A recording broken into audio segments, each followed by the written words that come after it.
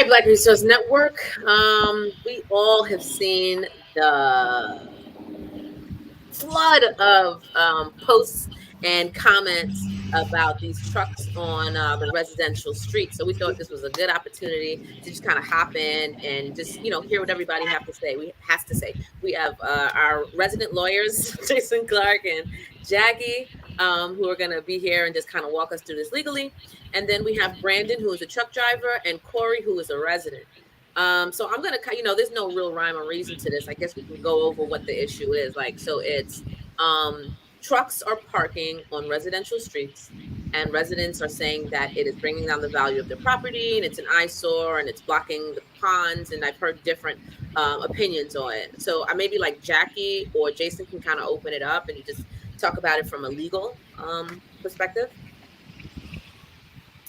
Yeah, that sounds good. And oh no, Jackie, I'll let you go first. You got to now. I see the Michigan State sign, but also want to make sure we got nice. It's going to be a back and forth kind of just thing. Make sure we understand what it is. Yeah. So, what I will say is, as of I think August 15th to the 19th, the mayor had a special program. I don't want to say program.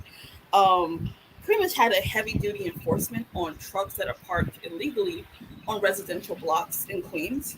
It seems to be a huge problem that we seem to have.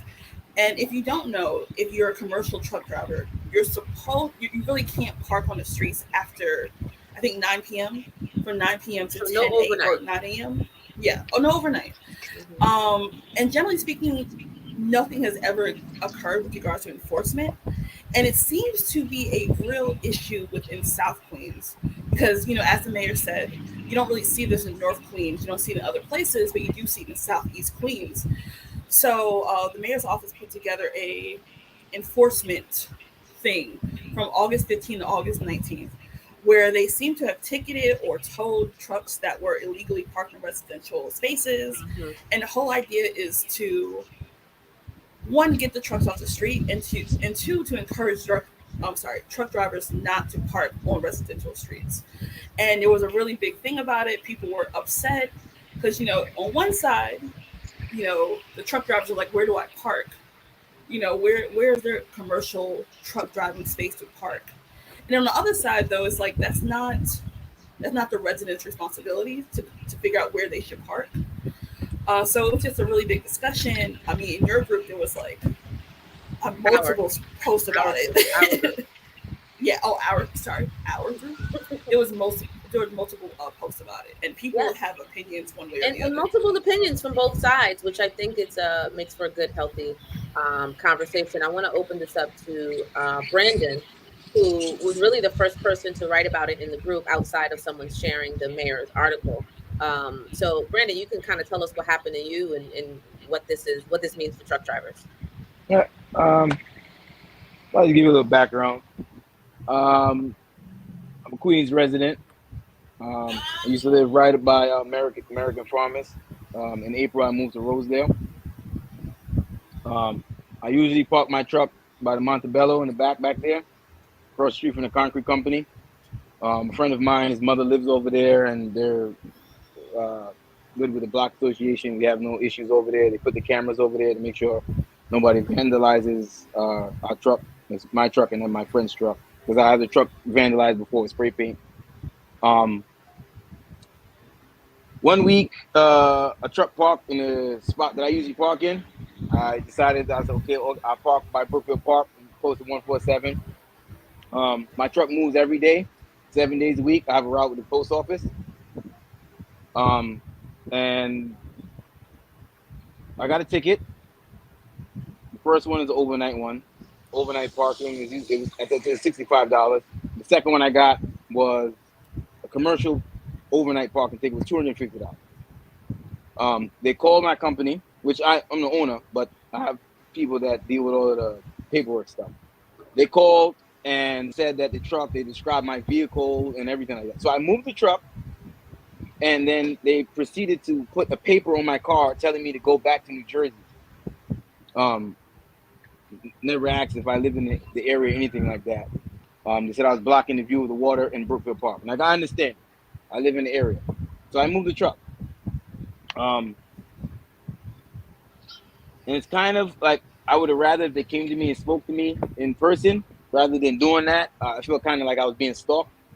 And I made a post on, the wall on Facebook, and a lot of the comments are, to me, a little crazy. Harsh. A lot of people don't understand what trucks actually do for them in a whole. I'll give you an example. Me and my friend are partner. We have 2 tractor trailers and 5 box trucks. The box trucks have a lot in Queens. They park in the lot, they're not parking the street.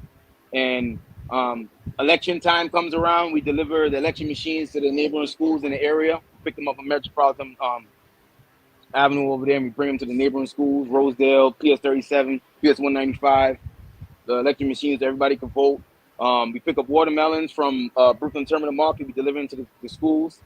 I do mail right now, peak season, the box trucks do mail. We service the community. And a lot of the trucks service the community. And it's rough, just I want to say Tuesday, I drove all the way to Brentwood looking for truck parking, and I haven't found anything. They have a lot that's for lease on Rockaway, 145-15 Rockaway Boulevard. I called them. They want $15,500 a month to rent the lot. The lot on American Montauk, they went $2.5 million or $10,000 a month. The average person like myself can't afford that. It doesn't make any sense. Yeah. I put you specifically. My mic went out. Hello? I'm good. I put you on. I'm not hearing anything. Hold on. Hello? Hello? You? Yeah, I'm not hearing you. I don't know what happened to your mic. I'll try to speak slow so you can read my lips.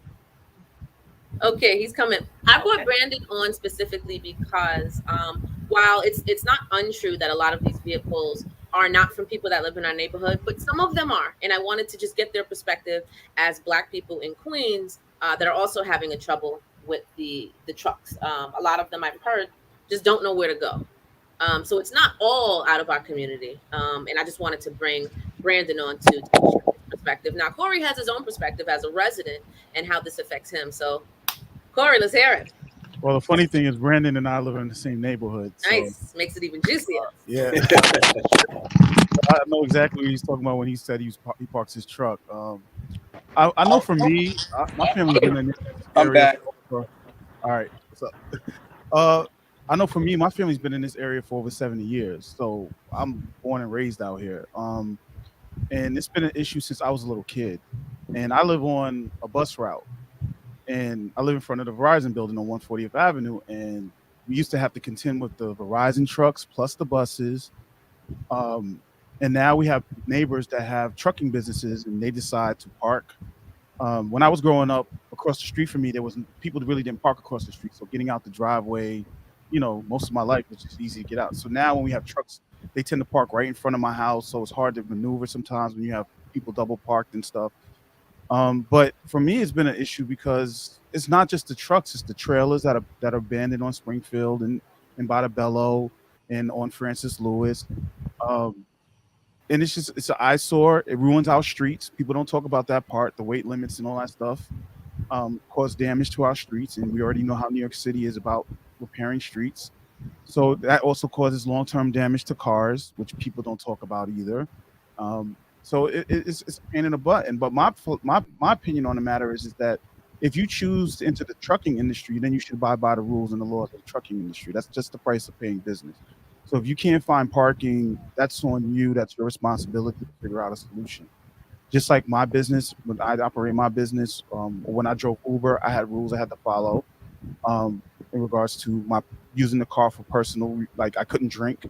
If I had 0.0001% alcohol in my system, if I ever got pulled over, they would have broke my license and impound the car. So it's a part of doing the business. It's a part of getting your license and choosing that living. And in an ideal world, a lot of people on the post were talking from a point of view where they just hate the city, but also in a utopian type of framework, but that's not the world we live in. And DOT and New York City and all of them have rules, and we have to abide by them, or the truckers have to abide by them. Period. Yeah, and then maybe what I'll just add a little bit. So right, since August 15th, the precincts, especially in Jamaica and Springfield Gardens and Queens Village, I've just been papering a lot of the trucks out there, with parking tickets. In fact, there have been 597 summonses, 89 boot semis, and 55 parked vehicles have been towed as part of the mayor's Operation Heavy Duty Enforcement Plan. And part of the reason I think with this too is that folks have been saying, especially since the pandemic, given that there's so much more e-commerce that's going on, which leads to more like Amazon trucks, more people moving things from point A to point B, it seems like there's been more of this traffic that's been going on. So, I know that a lot of what Corey has said is, I think we've heard from a lot of folks, which is that, there is, there's a certain part to being in a neighborhood. And, in Southeast Queens, you have the largest number of homeowners, Black homeowners, than, anywhere else in the United States, right? And people sometimes feel like these aren't the type of things that you necessarily see in other neighborhoods.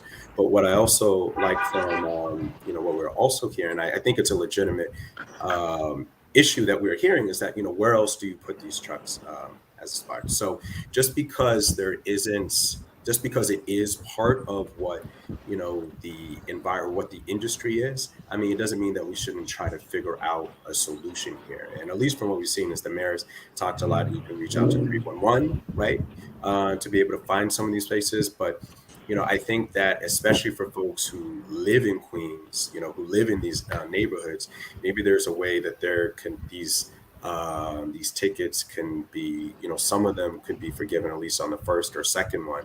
And then we try to do a better job of figuring out some of these lots that we know already out here, turn them into places where we could be able to park these vehicles. Yeah, that sounds fair. I never want these issues to become truck drivers versus residents, right? Because we all want the same thing. Right.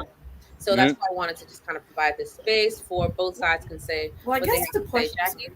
Mm-hmm.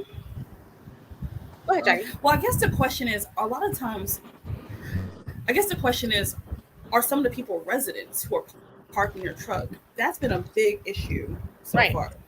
Am I stalled or? You're good. No, we hear you. Yep. The big issue, I'm sorry, let me make sure. The big issue is a lot of times they aren't residents. I'm not going to say a lot of times, but a good portion of the times, they're people from outside the neighborhood who know they can park here, and that's an issue. Yeah. But that's a separate issue. I want that to be clear that, go park that where you live. I really want to focus on the people who live here and are having trouble finding where they should park. Can I butt in? Sure. As a truck driver, my issue is people that park their truck on the street and leave it there for an extended period of time, months, and never move it. And that is to me, is the beginning of the issue. Yeah. All these trucks parked. I give an example by right where the towing the truck on the cemetery. There was trucks parked there, for like a year, and they never moved. And that's a problem. You see this old beat up truck over there, you pass it every single day, it's never moving. There's people throwing garbage underneath it. And then now that's being called in, and then the other person that came back from California driving for 2 weeks and they home for 2 days, they don't want to see their truck, so they park their truck for 3 days. He's there and they got another guy, and the truck's sitting there for a month or two. Then that's a problem. But the truck is moving every day. I feel it's a little different. Yeah. And I would even agree with that too, because one of the things I get concerned about is that, for the larger, trailers that out there, when it's late at night, one for people who are driving, you can't get around the corner. There have been a lot of times when I've just been around and I'm almost trying to inch out, just to see what's going on, because you can't see from what's next to you. But the other part too is just, when you think about kids, especially in some of these zones, so, this stuff when you have those type of areas that could happen. So, and actually a question I had for Brandon, actually it was kind of a two-part. One is how large is your truck? Are you talking about something that's smaller? Is a large one of the I larger. have a tractor trailer. I'm sorry. As a tractor trailer, it's a 53 Okay, got trailer it. with a truck at approximately about 73 feet. Okay, yeah. And the second question is, before this, this kind of blitz happened, had you been aware of some of these issues, or had you gotten tickets in the past? Like, what had been like your No, experience with this issue up until like the beginning of August? where I parked at, I had never had an issue. I never got a ticket. Right by Montebello Park, across the street from the concrete place. Never got a ticket. I always wonder about the parking. Like, doesn't it take away parking spots from other residents? But these tractor trailers are huge. Where I park at, if you guys want to drive around at nighttime, you drive fast in the nighttime, there's absolutely no cars parked over there. On Springfield Boulevard by Merrick, where Stop and Shop is, these areas, there's nobody parks over there. I look for areas where there aren't houses. Because I live in Rosedale, off of Huxley.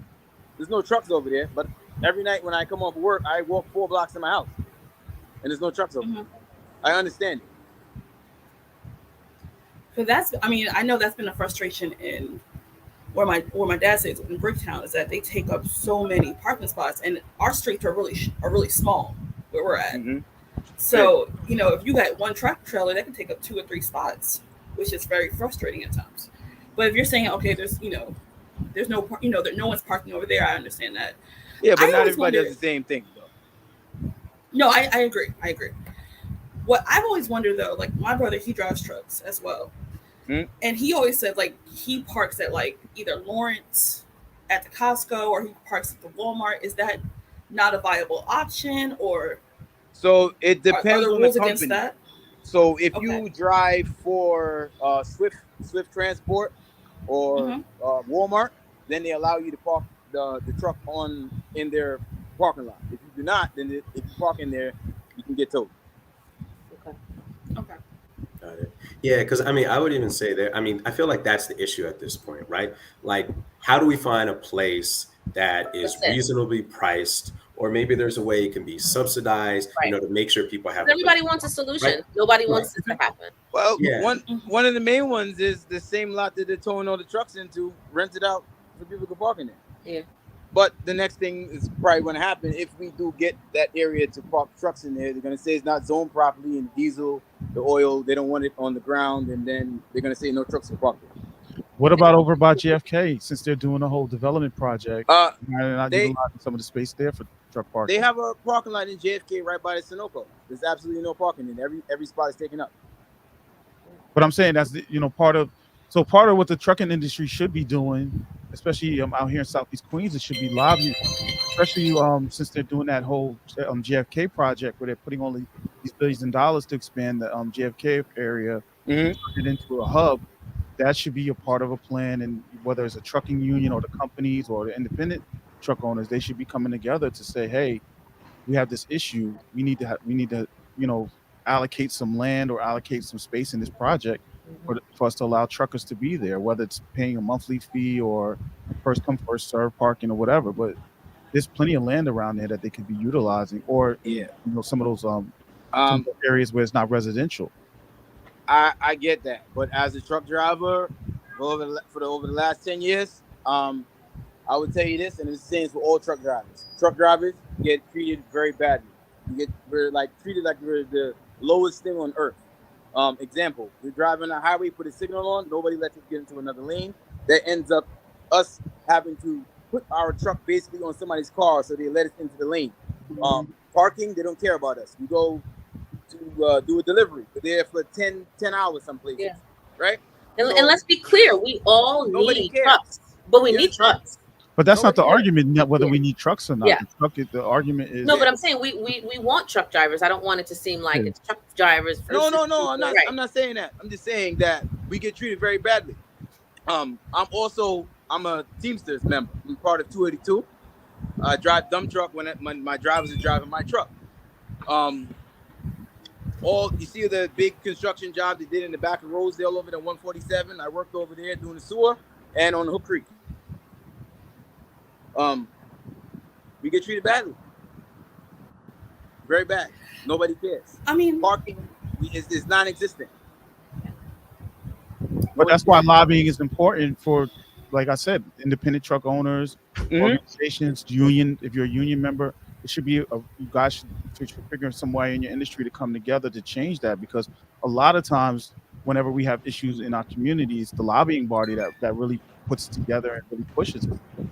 And I mean, I know some companies and stuff, and especially independent drivers, they don't have thousands of dollars to put into a PAC or into a lobbying body. But if that's an ongoing issue for the industry, then they have it's the industry's responsibility to solve those problems, not the residents. Truckers got to organize and Yeah, I understand that. Yeah, it's not. Well, we got to work with them too. I'll just very quickly. I mean, I guess the last question that I would ask, and I obviously don't work for JFK or LG, LaGuardia or what have you. But if there was a program or if there was an opportunity to be able to park your trucks there and it was free, or if it was something very nominal, is that something that could be an answer to this? That's what I would want.